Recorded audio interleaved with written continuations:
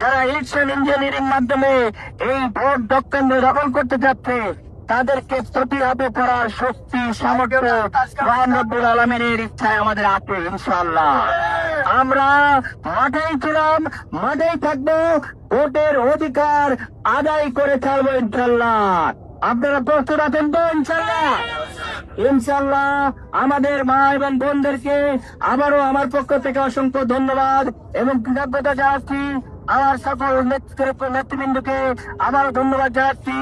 আজকের দিন থেকে ভোটের দিন পর্যন্ত আমরা পোলিং এজেন্টের মাধ্যমে প্রত্যেক ভোটারের কাছে আমরা যাব, তাদেরকে কল করব, তাদের খোঁজ খবর দেব।